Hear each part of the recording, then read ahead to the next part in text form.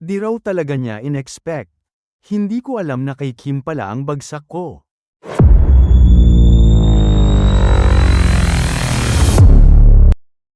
Naiyak si Kim Chiu sa Grand MediaCon ng first ever movie nila ni Paolo Avellino, ang My Love Will Make You Disappear, MLWMYD, pagkatapos ipakita ang iba't ibang poster ng movie na gagamitin sa bawat bansa para sa international screening ng latest movie ng Star Cinema.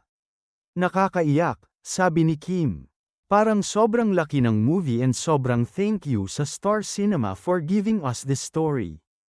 And, sa pagpapalabas sa international release na iba-iba yung poster, yung effort ng lahat, nakaka-overwhelm. Ani Kim sa paus na boses habang nagsasalita and at the same time ay naiiyak.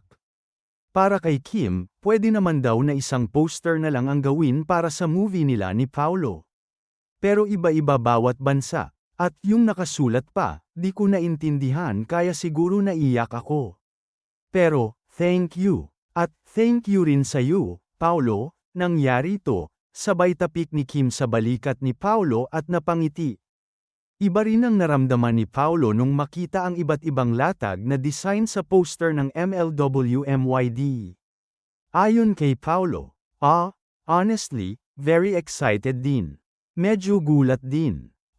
Hindi ko in-expect na ganoon karaming bansa ilalabas ang pelikula namin. Pero I'm very happy and very proud. Very happy for Star Cinema and everyone who worked on the film.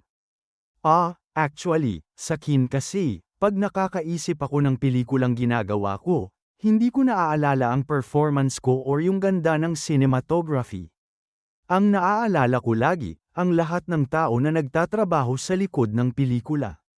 And kung maging successful itong pelikula, sana. Maging successful itong pelikula, of course, ito ay para sa lahat ng tao na nagtrabaho sa likod ng kamera at naglako nitong pelikula. So, para sa inyo to. Naiibang kilig ang hatid ng MLWMYD, hindi lang sa Kim Pao fans. Kasi naman, trailer pa lang, parang tinutuonan ni Kim at Paolo ang mga nakakakilig na eksena nila sa movie. A lot of times, pag-amin ni Paolo when asked kung totoo na ang kilig na naramdaman nila ni Kim sa isa't isa. Aniya pa, I think because minsan kasi, kailangan as an actor, kailangang totoo yung nararamdaman niya, yung inilalabas niya na emosyon para pag pinanood ng mga tao, maniwala sila sa gusto niyang ipakita sa kanila. Based on Paolo's track record sa kanyang naging leading ladies, parang pinakapaborito niya si Kim. May special reason malamang kung bakit si Kim ang pinili ni Paolo na makapareha sa kanyang latest movie. Maraming rason, pahayag ni Paolo. Aniya, hindi pa kami nakakapagpelikula together. Tapos, rom-com din. Parang di pa ako nakakagawa ng rom-com na pelikula with me starring in it. Saka si Kim naman yun, Madali siyang katrabaho and exciting din naman yung concept. Tapos nalaman ko si Direk Chad Vidains ulit. Tapos, istorya ni Prime, kaya na-excite rin akong gawin. Never nga raw in-expect ni Paolo na magiging close sila ni Kim.